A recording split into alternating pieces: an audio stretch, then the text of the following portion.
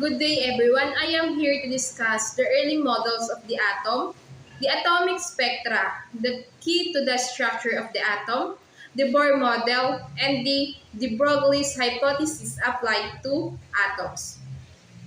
The idea that matter is made up of atoms was accepted by most scientists by 1900. With the discovery of the electron in the 1980s, scientists began to think of the atom itself as having a structure with electron as part of the structure. We now discuss how our modern view of the atom developed and the quantum theory with which is intertwined. A typical model of an atom in the 1980s in the 1890s visualized the atom as a homogeneous sphere of positive charge inside it, of which there were tiny links plumped in a padding. Just like for this figure 1, plump padding model of the atom. Around 1911, Ernest Rutherford in 1871 to 1937 and his colleagues performed experiments whose result contradicted the plumb padding model of the atom. In this experiment, a beam of positively charged alpha particles was directed at a thin sheet of metal foil such as gold. In the figure 1.1, this newly discovered a particles were emitted by certain radioactive materials and were soon shown to be doubly ionized helium atoms that is having a charge of positive and negative 2e. It was expected from a plumb padding model that the alpha particles would not be deflected significantly because electrons are so much lighter than alpha particles, and the alpha particles should not have encountered any massive concentration of positive charge to strongly repel them. The experimental result completely contradicted these predictions. It was found that most of the alpha particles passed through the foil unaffected as if the foil were mostly empty space. So here are the figure 1.1, the experimental setup for Rutherford's experiment. A particle emitted by radon is deflected by the atoms of a thin metal foil and a few rebounds backward. And of those deflected, a few were deflected at very large angles, some even backward, nearly in the direction from which they had come. This could happen rather for the reason only if the positively charged alpha particles were being repelled by a massive positive charge concentrated in a very small region of space. And see the figure 1.3. The backward rebound of particles explained as the repulsion from a heavy, positively charged nucleus. He hypothesized that the atom must consist of a tiny but massive positively charged nucleus containing over 99.9% of mass of atom surrounded by much lighter electron from some distance away. The electrons will be moving in orbits about the nucleus, much as the planet moves around the sun, because if they were at rest, they would fall into the nucleus due to the electrical attraction. And see this figure 1.4. The Rutherford model of the atom. Electron orbits a tiny positive nucleus, not the scale. The atom is visualized as mostly empty space. And Rutherford's experiment suggested that the nucleus must have a radius of about 10 raised to negative 15 to 10 raised to negative 4m from kinetic theory and especially Einstein analysis of Brownian motion. The radius of the atoms was estimated to be about 10 raised to negative 10 m. Thus, the electron would seem to be at a distance from the nucleus of about 10,000 to 100 times the radius of the nucleus itself. If the nucleus were the size of a baseball, the atoms will be a diameter of a big city several kilometers across. So, an atoms will be most so, an atom will be mostly empty space. Rutherford's planetary model of the atom, also called the nuclear model of the atom, was a major step toward how we view the atom today. It was not, however, a complete model and presented some major problem, as we shall see. So let's go to the atomic spectra, the key to the structure of the atom. Earlier in this chapter, we saw the heated solids as well as the liquid and dense gases emit light a continuous spectrum of the wavelength. This radiation is assumed to be due to oscillation of the atoms and molecules, where are largely governed by the interaction of which atom or molecules with a neighbors. Rarefied gases can also be excited to emit light. This is done by intense heating or more commonly by applying a high voltage to a discharge tube containing the gas at low pressure. See the figure 1.5. A gas discharge and see the figure 1.5. A gas discharge tube. Yung A is a diagram, B is the photo of an actual discharge tube for the hydrogen. The radiation from the excited gases has been observed early in the 19th century, and it was found that the spectrum was not continuous. Rather, excited gases emit light of only certain wavelengths, and when this light is analyzed through the slit of a spectroscope or a spectrometer, a line spectrum is seen rather than a continuous spectrum. The line spectra emitted by a number of elements in the visible light region are shown below in figure 1.6. Let's see the figure 1.6. It is the emission spectra of the gases. The A is the atomic hydrogen, the B is the helium, and the C is the solar absorption spectrum. The emission spectrum is characteristic of the material and can serve as a type of a fingerprint for identification of the gas. We also saw that if a continuous spectrum passes through the rarefied gas, dark lines are observed in the emerging spectrum at the wavelengths corresponding to light normally emitted by gas. This is called an absorption spectrum. The figure 1.6C, the letter C. And it became clear that gases can absorb light at the same frequency at which they emit. Using film sensitive to ultraviolet and to the infrared light, it was found that gases emit and absorb discrete frequencies in this region as well as in the visible. In low-density gases, the atoms are far apart on average, and hence the light emitted or absorbed is assumed to be by individual atoms, rather than through interaction between atoms as in a solid, liquid, or dense gas. Thus, the line spectra serve as the key to the structure of the atom. Any theory of atomic structure must be able to explain why atoms emit light only of discrete wavelengths, and it should be able to predict what these wavelengths are. Hydrogen is the simplest atom. It has only one electron orbit its nucleus. It has also the simplest spectrum. The spectrum of the most atoms show little apparent regularity, but the spacing between lines and hydrogen spectrum decreases in the regular way. And let's see the figure 1.7.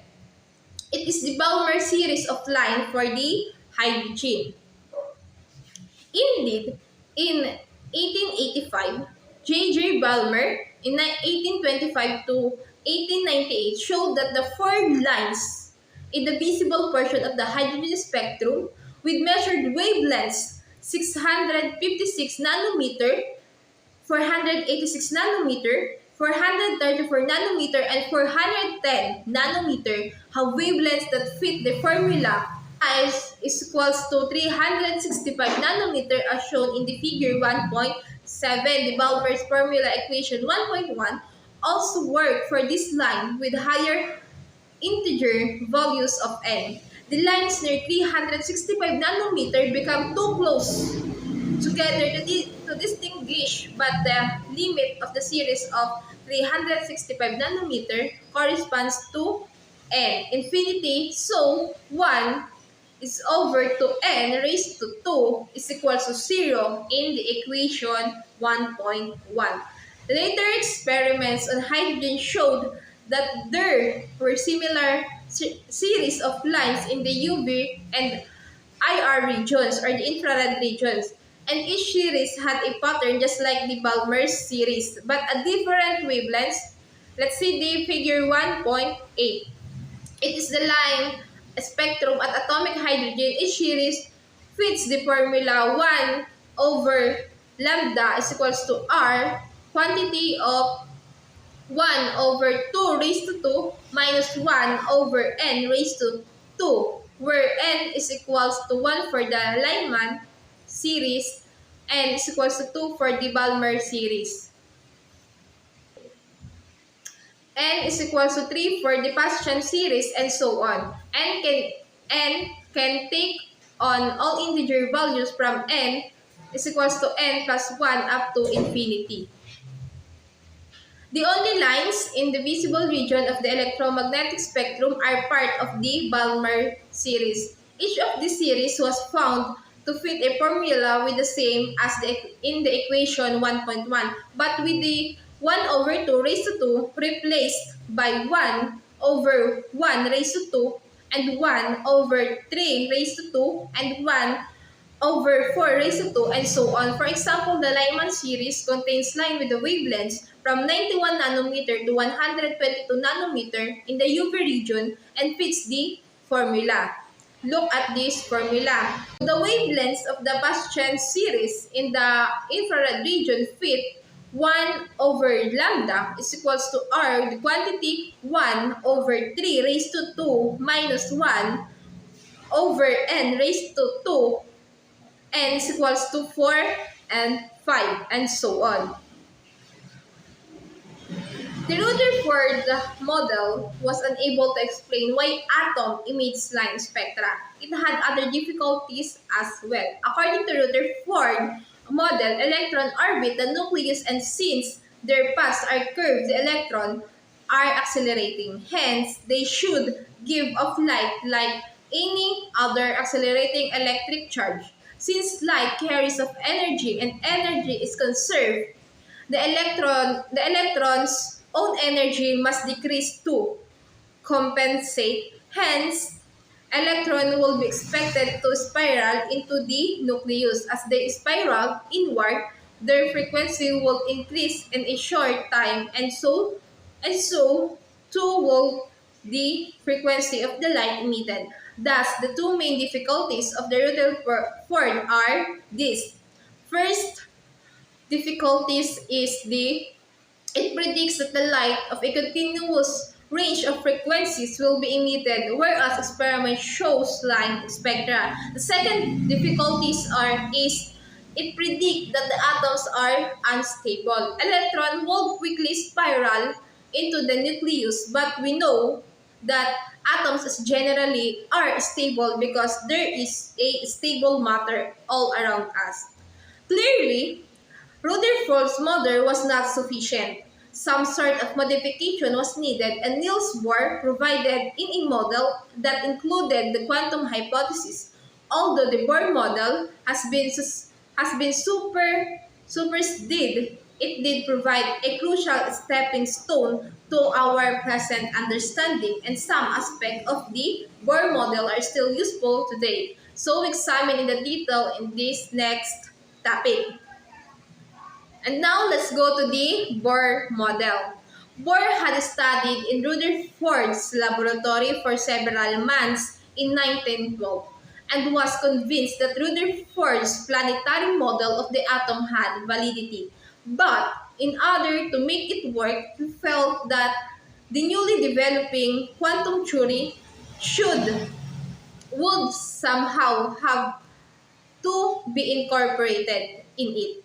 The work of Planck and Einstein had shown that in heated solid, the energy of oscillating electric charge must change discontinuously from one discrete energy state to another with the emission of quantum of light. Perhaps Bohr argued the electrons in an atom also cannot lose energy continuously but must do so in the quantum jumps.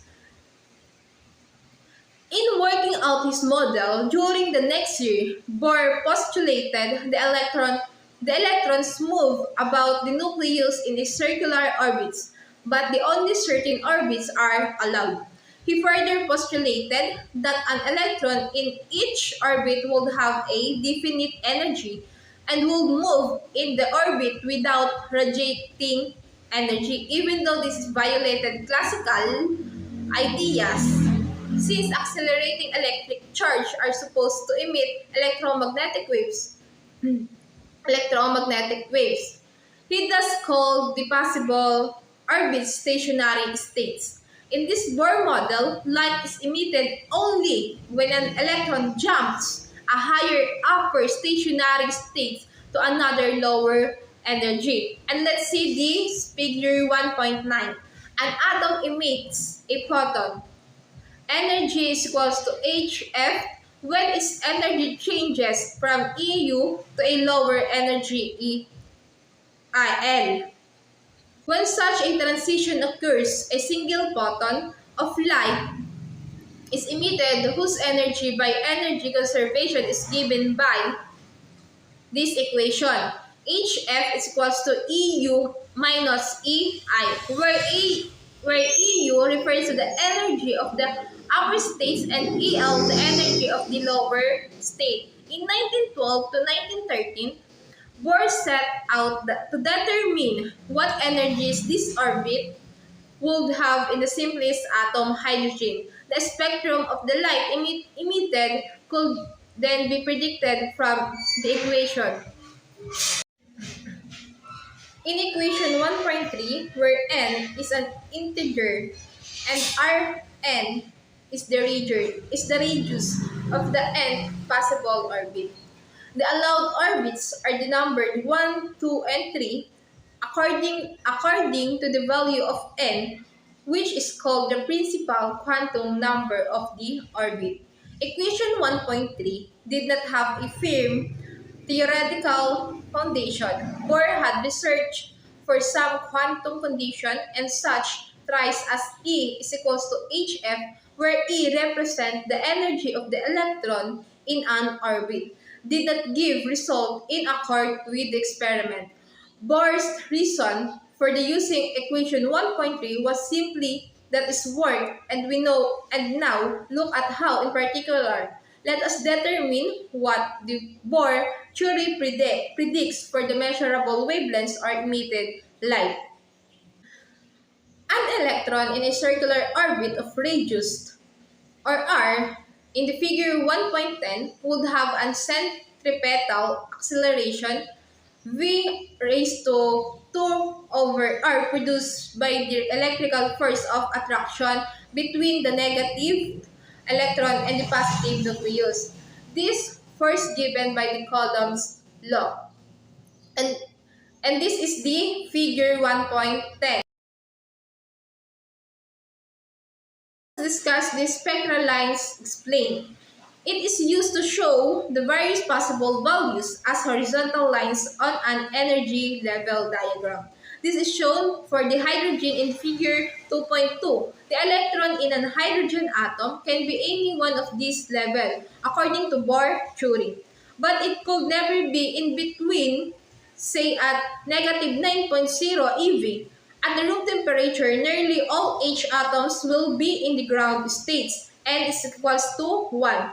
At higher temperature or during an electric discharge, where there are many collision between free electrons and atom, maybe atoms can be excited, can be in excited state or the N71.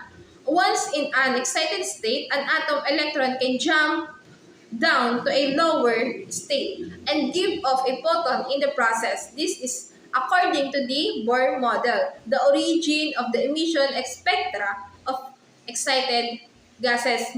Take note that above E is equals to 0, an electron is free and can have any energy.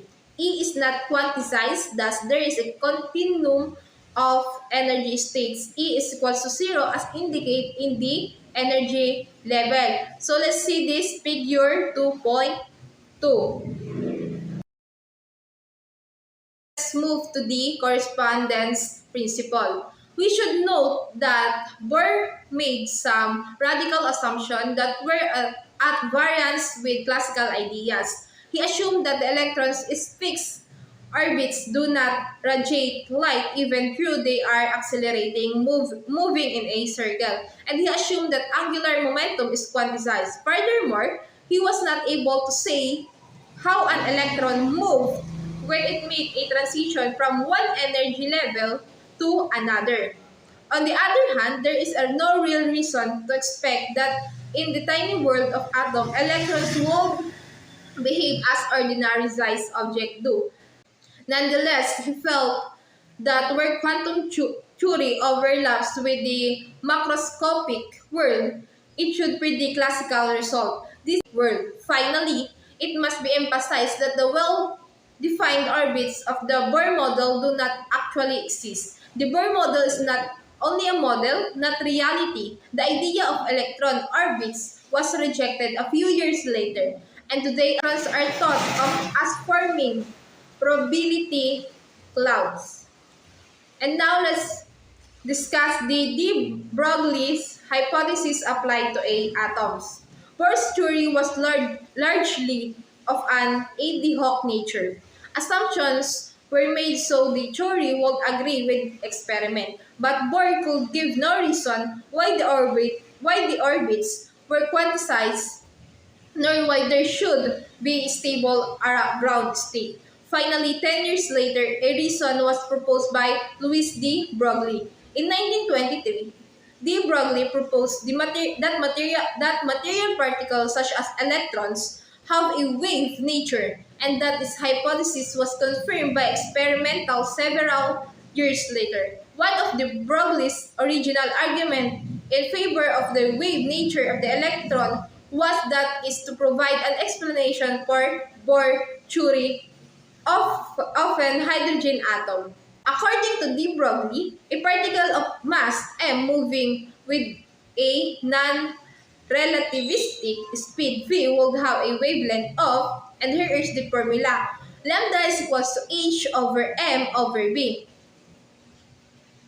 Each electron orbit in an atom, he proposed his actually standing wave. When a violin or guitar string is plucked, a vast number of wavelengths are excited, but only certain those that have nodes at the end are sustained.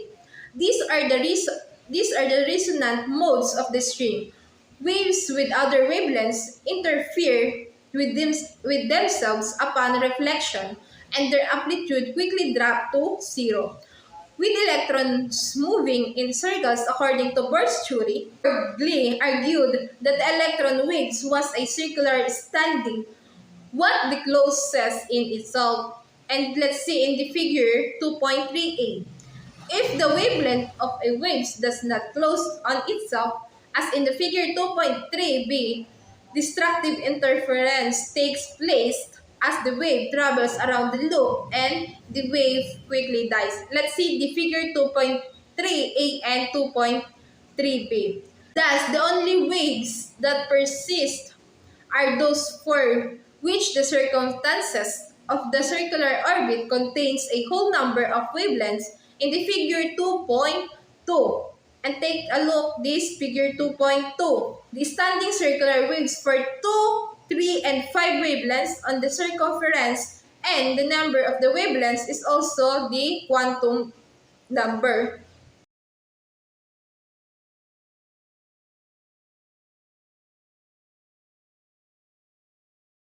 This is just the quantum condition proposed by Bohr on an ad hoc basis. In equation 1.3, it is from the equation that the discrete orbits and energy levels were derived. Now we have the first explanation for the quantized orbit and energy states in the Bohr model. They are due to the waves. They are due to the wave nature of the electron, and only resonant standing waves can persist. This implies that the wave particle duality is at the root of atomic structure. And let's see this figure 2.2, the repeated standing circular waves for 2, 3, and 5 wavelengths on the circumference, and the number of the wavelengths is also the quantum number. In viewing the circular electrons waves of the figure 2.4, the electron is not being thought of as following the oscillating waves pattern. In Bohr model of hydrogen, the electron moves in a circle. The circular waves, on the other hand, represent the amplitude of the electron, matter waves. And in, in the figure, the wave's amplitude is shown superimposed on the circular path of the particle orbit for the convenience. Bohr theory worked well for the hydrogen and for one electron ions, but it did not prove successful for multi-electron atoms. Bohr theory could not predict line spectra even for the next simplest atom, helium. It could not explain why some emission lines are brighter than others, nor why some lines are split into two or more closely spaced lines. Fine structure. A new theory was needed and was indeed developed in the 1920s. This new and radical theory is called the quantum mechanics. It finally solved the problem of atomic spectra, but it gives us a very different view of the atom. The idea of electron in well-defined orbits was replaced with the idea of electron clouds. This new theory of quantum mechanics has given us a fully different view of the basic mechanisms underlying physical processes. And that's all for today. Thank you for listening, and God bless us all.